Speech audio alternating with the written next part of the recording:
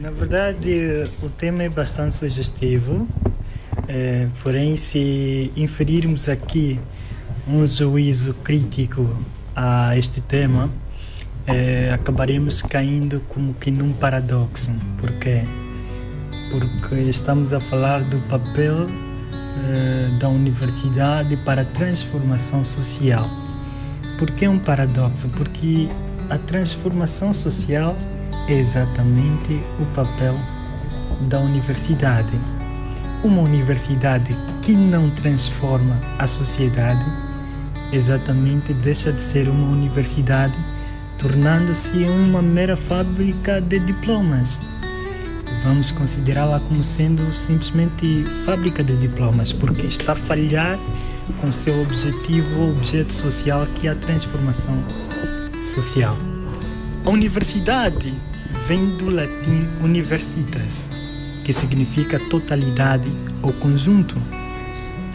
Este termo surgiu exatamente na Idade Medieval, em que mestres e alunos, estudantes, sentiram a necessidade de criar um ambiente institucional para poder fazer a transmissão do conhecimento, e este ambiente institucional passaria a se chamar universidade, exatamente com o objetivo de moldar a sociedade. Daí que o primordial, que é a Constituição e o despertar da mente crítica, o despertar da consciência sã do indivíduo, tornou-se o foco da investigação. Por isso é que o universitário, de um lado também considerado investigador e de outro lado pesquisador. Porém, esta é uma outra questão que veremos mais adiante da nossa temática. A função primordial da universidade é incomodar. Se compreendermos a função primordial da universidade como sendo incomodar, perceberemos que se a universidade não incomodar, acabará acomodando. Acabará acomodando o quê? Acabará acomodando a ignorância, acabará acomodando a injustiça e acabará acomodando a falta de inclusão e democracia. O estudante universitário é um crítico social. Ponto. A construção de uma sociedade democrática, inclusiva e imbuída de justiça social é um dos papéis também da universidade na sociedade, tal como eu já fiz menção. Daí que não vale a pena, não adianta apenas produzir normas ou leis se essas leis não visam garantir a igualdade e defender os direitos fundamentais do cidadão.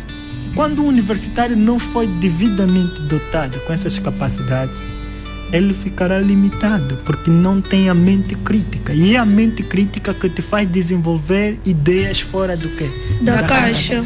Por norma universitária, por exemplo, a tese de um estudante universitário, a tese de um universitário teria de trazer um elemento surpresa. Não, se eu pegar, por exemplo, a tese de um estudante, eu tenho que encontrar nesta tese algo que, se eu for à internet, eu não encontro isso. Pois. Aí vou considerar que este é um produtor de quê? De conhecimento. O mínimo que seja. Pois. Hoje não, principalmente na nossa realidade. Eu pego o livro do camarada, eu pego a tese do camarada, vou a Google. Deixa muito a desejar. Prefiro até ler o conteúdo da Google que ler a tese que o universitário acabou de redigir. Então, o problema não está tanto no universitário, o problema está exatamente na estrutura universitária que nós construímos. A universidade seria uma instituição sem subordinação governamental, juridicamente.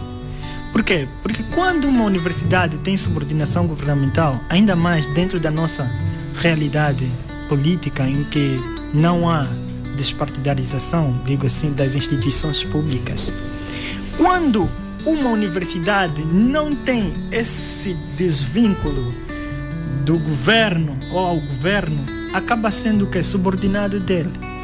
Agora, cria um cenário de uma universidade que é subordinada ao governo, tem que obedecer certamente As a normas. política e normas que favoreçam ao governo.